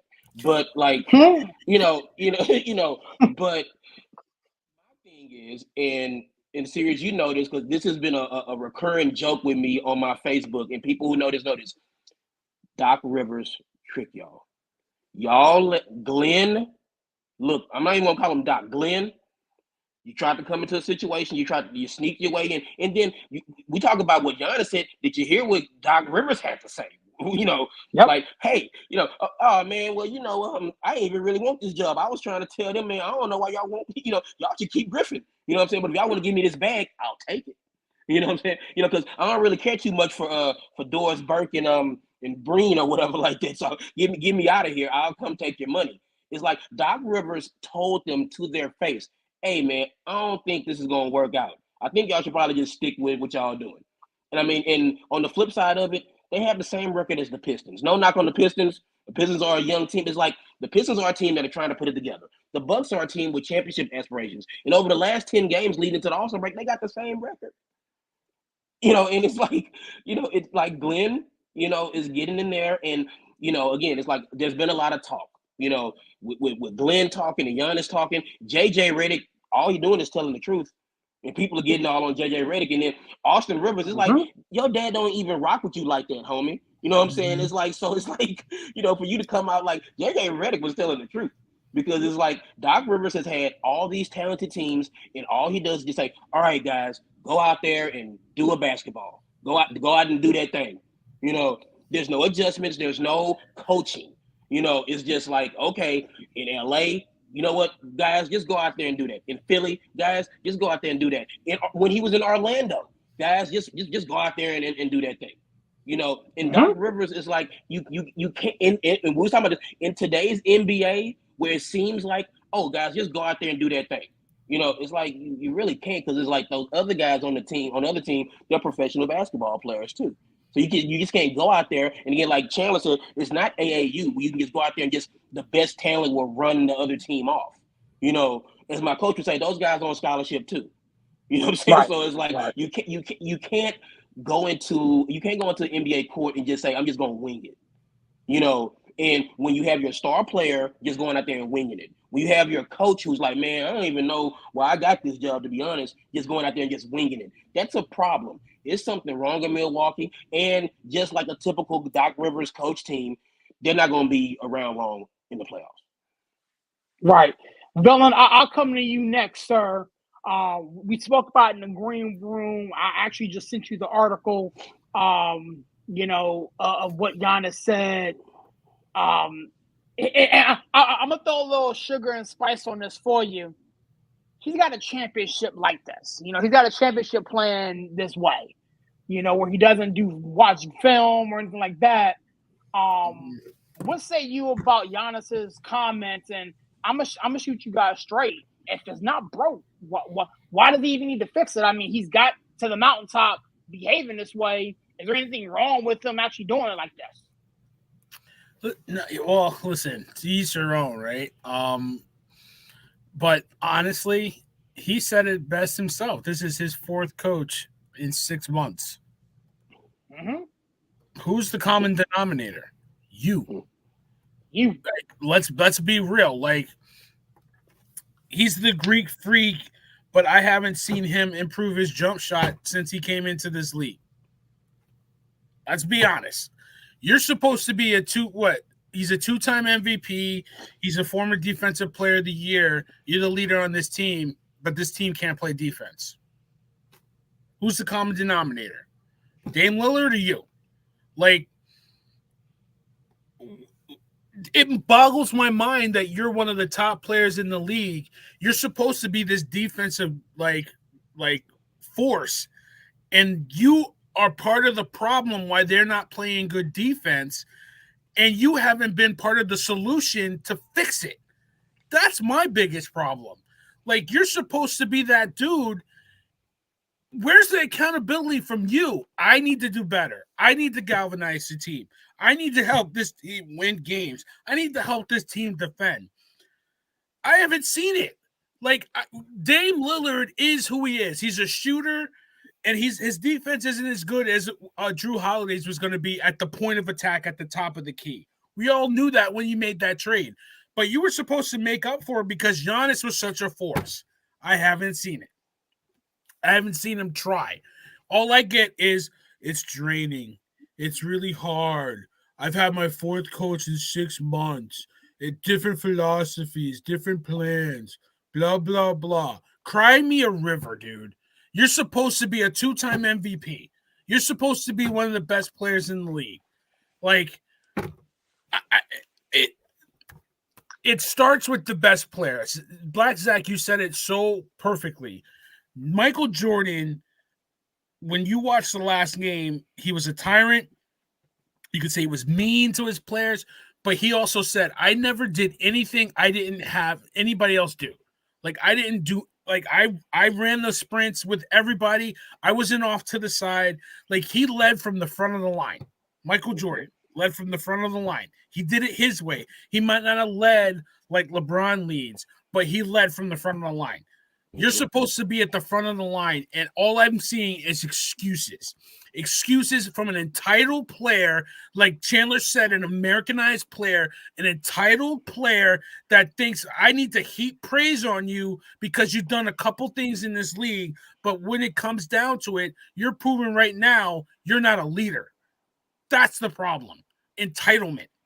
These guys think they're entitled to these contracts. They think they're entitled to this praise. They think they're entitled to everything and don't have to work for it. That's my problem with this league. That's why I'd rather sit down and watch a freaking St. John's Georgetown game than watch an NBA game. No offense, Chandler. No offense, Big Ty. Love you, Big Ty. But I'd rather watch a college basketball game than watch these stupid NBA players give me excuses and dog it on the court. That's my problem with the NBA right now. You're not done. I know you too well. You're not done. Personally, you know, I agree with what everybody's saying. But it again, the gentleman has a championship. He's been MVP. Several All-Star nominations and endorsements and all the things. He has all the things, and it's because he plays the way he plays and he studies or doesn't study. So if it's not broke, why fix it? Because he's not the reason they won the championship. He's not the reason they won that championship. But again, you and I know that. You know what I'm saying? But when you look at that championship run, it's gonna say Giannis because he was the MVP. True. Sure. It's gonna say, you know, so he is literally eating off of somebody else's plate. Yep. To Chandler's point. And again, I get that, but you know, Villain, you hit on something, and again, I'm gonna come right back to you. He's following the blueprint. He's following the blueprint. If you look at what LeBron James does, if you look at what is currently going on, what's going on with Kyrie and James Harden and all these other stars around the league, it's copy paste.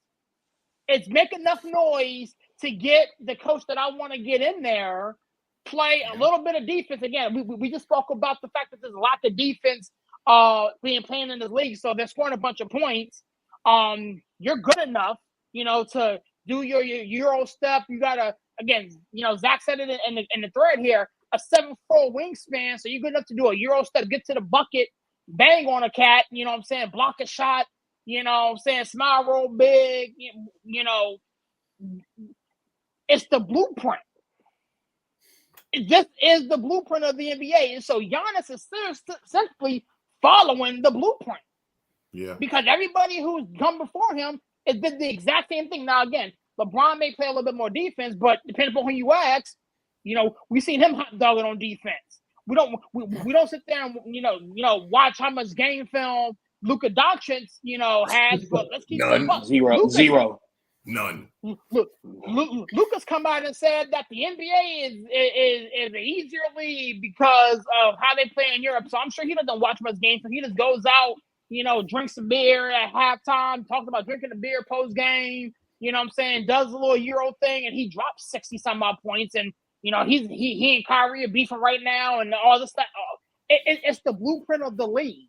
So if again, to your point, Villain, if we're gonna sit there and drag Giannis and Chandler throw bricks at Giannis, the league Giannis puts up his own bricks. Yeah, that he does. That he does. But again, I can't even. I mean, I want to be mad at him because again, I'm a film junkie. Like I played high school basketball, football. I'm a film junkie. Even to this day, I sit there and watch film all the time. But to not perfect your craft, I mean, all of you guys know me. I'm a drummer. You guys know me. I'm a drummer. I am constantly perfecting my craft. I'm on YouTube. I'm studying this, that, and the third because I want to be better. Giannis has figured out a cheat code to get to the mountaintop, get all the money, have his brother ride his coattail, get 4 coaches fired. It's working. Yeah. Yeah, one Is of it whom, working because they're playing like absolute trash? They have no chance of getting out of the first round if they played right now. And for every lazy loser, like pause. For every lazy player, like Luka Doncic that doesn't play defense and usually comes into the league or into the season out of shape, I will never put that kind of player up against a LeBron James or a Kevin Durant because Kevin Durant is all about ball. LeBron James, we can say what he wants. He dogs it sometimes on defense. Part of that's conserving his energy kind of thing. But that dude is a student of the game. Like, we all know that. Mhm. So that may I would be, never put God, but see, Giannis is not going to get the blame when they get out in the first round. They're going to blame Dame Lillard. They're going to blame Dame. Exactly. And the thing with LeBron, where I agree with Sirius, is LeBron always has. We got to trade. We got to trade. We got to trade. Yo, bro, how about you make the guys around you better? Why do you need 17,000 veterans? How about you take a couple of them young players and actually grow them up? You're mentoring everybody in the damn league except the guys on your own team. And when you don't win, it's the coach or it was the organization because they didn't get me the right players, they didn't get me the right supporting cast. I agree with you because it's always something when LeBron doesn't win, but it's never him. It's always somebody else. Giannis has been stating through this thing, it's never him. Adrian Griffin got fired because of all things he wanted that long, lanky, lengthy team that he had to press. Bobby Portis, Brook Lopez, Giannis with an 12-foot wingspan. You got some long players on that team, right? All they have to do is move their feet, and they'll be better defensively. And they got the man fired because how dare you ask me to move my feet? But you're right. Though. You got Kyrie Irving. Well, it's not my fault that I was never there for the Nets. It was the mayor's fault. Well, bro, was it the mayor's fault that you put out that post about the movie? And I ain't getting into that because I disagree with how they characterized that. But again, you knew when you posted it what was coming. Was that the mayor's fault, bro? Was it the mayor's fault when you said what you said and you basically poisoned the locker room in Boston because you said these guys don't listen and they don't know this and they don't know that? Was that someone else's fault, Kyrie? Luka, when you ran Jalen Brunson off and Kristaps Porzingis, who's balling out in Boston, by the way, okay, was that so what happened there, Luka? You understand what I'm saying? Mm-hmm. It seems like pretty much most of the stars in this league now are a bunch of blame deflectors. It ain't my fault. Kevin, give me all the praise. Who accepts responsibility? But give me all the praise when it goes good. James Harden. It is Daryl Morey. Just because I was in the strip club and wasn't in practice. What's wrong with that? Kyrie was at fault. It was the city of Brooklyn. I really wanted to be in Philly. Now Daryl Morey lied to me, so I'm gonna go to China. Yeah, we can't get not one of these guys to just stand up and say we lost because I didn't do my job. Yep, none of them. I heard Victor Wembanyama, who's been in the league 5 seconds, take more accountability than I have any of the players I mentioned in their entire careers. Yeah, that's the problem. Give me the praise when it's going good, and when it's going bad, you're a hater.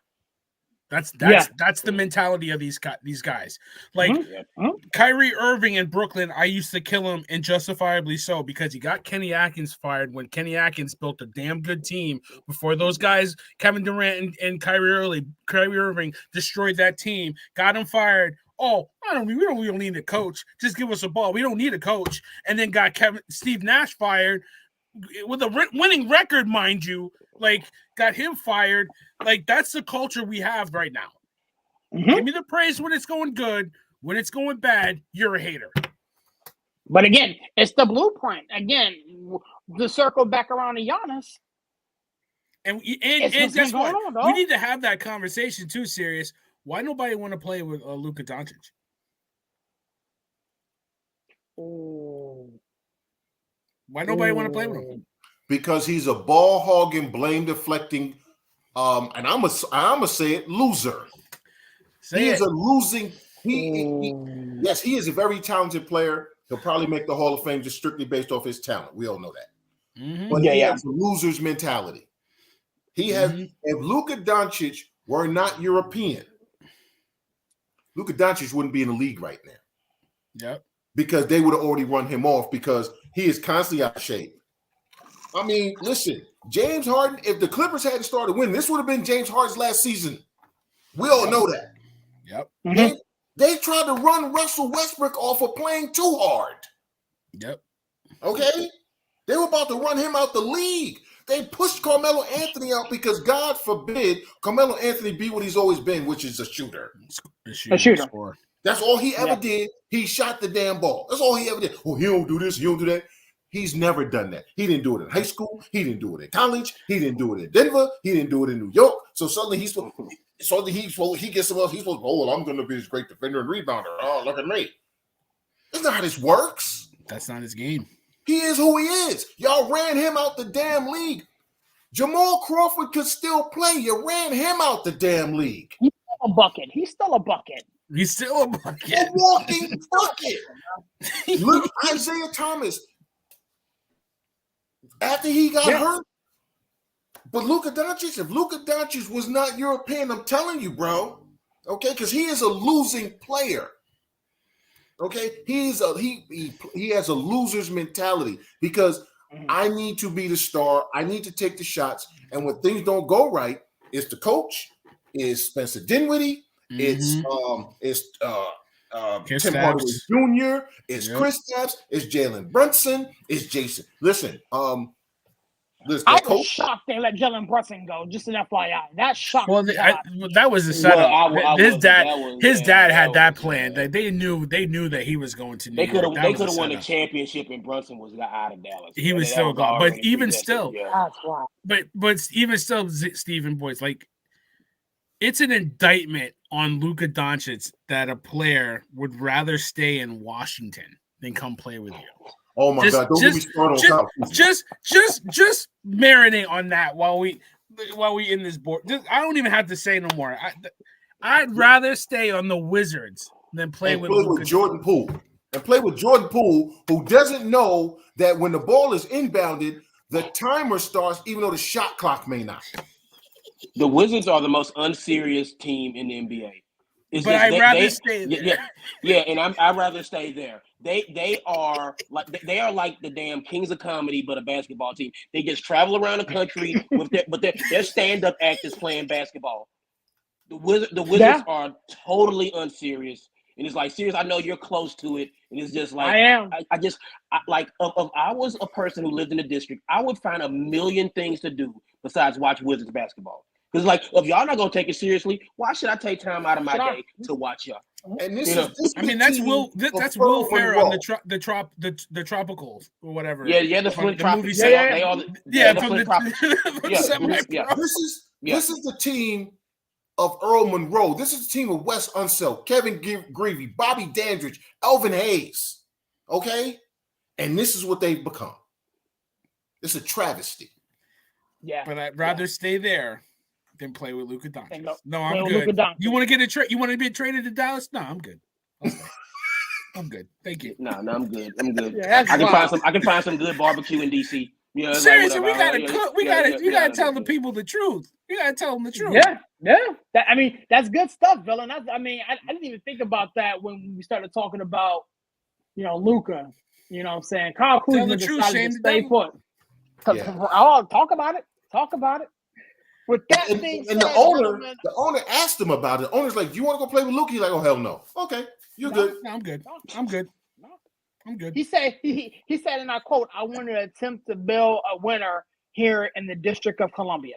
Yeah, okay. Bro. That was Kyle Kuzma's exact words. I looked at that. I was like, "Bro, stop the cap.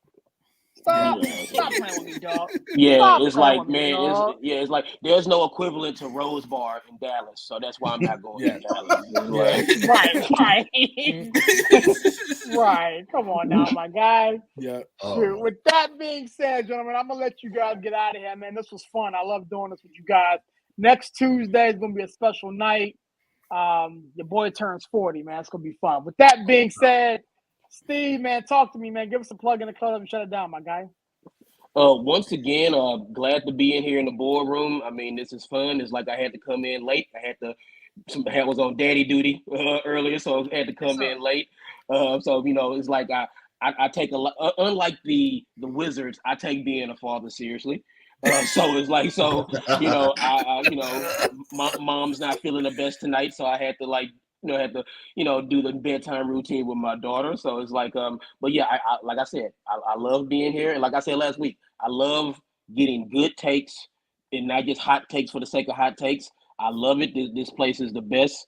Like the boardroom is just amazing. It's like, it's not just like, I don't think that, I love this. This is great, fellas. It's always a pleasure. Look forward to seeing you next week. And just one last thing before I go, fellas, there's an opportunity here for all of us to do something great.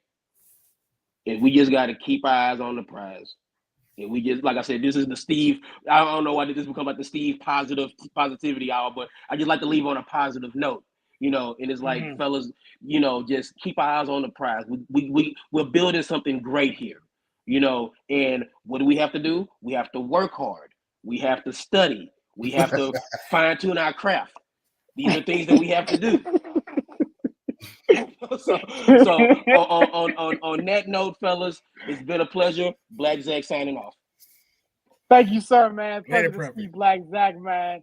Happy belated birthday to him, and prayers up to his wife, man. Good friend of mine, man. I hope she feels better and everything. Chandler, man, you know what to do, my guy. Give us a plug and a close out and shut us down, my guy. Man, this was fun tonight, man. Wow, this was fun tonight. It really was, because getting to talk and just hang out with you guys is always fun. You guys know what to do as usual. For veterans, family members, friends, acquaintances, 988 option 1. It's not just when you think about taking your life, but 22 veterans commit suicide every day. We need to get that number to 0. And I always try to give you something that veterans can do. So if you're a homeowner, veteran, or the spouse of a veteran that's a homeowner, there is a nonprofit called Hot Tubs for Heroes. If you are at least 70% service connected and you get your primary care provider to sign off on it, they will come and install a hot tub in your home for free, and they will maintain it for free. Okay? I'm about ready to keep my house just to get a hot tub. No, I'm not. I'm gonna get rid of that damn house. But I'll get rid of that damn house. But there is always something to do to lift the malaise. It's hard to not feel connected anymore, but there are ways to be connected. You just got to say yes to life.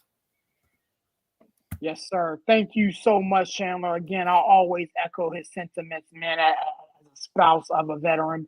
Again, it never gets easy, but together we can all push this thing forward. And again, I really want to get that number down to 0, man. It sucks that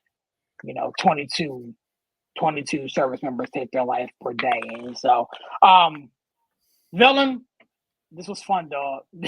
I ain't gonna hold you, man. This was fun. This is what we envisioned when we kicked the joint off, man. So, thank you so much for rocking with me, dog. Give us a plug in the close out and shut it down, my guy. Nah, man, we're doing big things, man. I love where we're going, where we're headed. Shout out to all the chefs out there, Sports City chefs, Ty, Mike, all the boys, breaking news, controversy, everybody that is on the chef side, on the boardroom side, everybody in the board meeting here, on the executive view, everybody just contributes to make this thing what it is. Shout out to Chandler and Black Zach in the building. Listen, just give effort, play hard. All right. That's all we ask. Don't mail it in. Don't let a guy just go past you. Just give it effort. Give some effort. we out this piece. I love you, Stairs. Peace, I hate you so much. Thank you so much for coming through, my guy. Oh my goodness. Man, I always say this, man. It's your boy Sirius repping that 412 and the 703, man. This was so much fun. You know what? You are a snippet or a microcosm of the people you keep around, that are around you on a consistent basis. And every day, I'm interacting with one of these gentlemen, either via text message or phone call, whatever the case may be, man. So shout out to everybody who's been keeping me accountable and rocking with me. Again, as my man Dylan alluded to, shout out to the guys over there at Sports City for doing their thing. Shout out to also my friends at Nonsense and Deep Thoughts Podcast, my man Jared, Corey, Aaron, and those guys for doing their thing. Again, it's not a competition type thing. It's a collaborative effort, man. I support those guys. They support us. Same thing with Sports City. Shout out to TP Thomas and everything that he's attempting to do over there. Royce and Chandler, who's partnering with us here. So it's fun, man. But you already know how I say, it's not the destination. It's about the journey, and we are going to massive places, man. With that being said, next week's my birthday, man. I may be in this joint a little loose, man. So it's gonna be fun. With that being said, I catch you guys.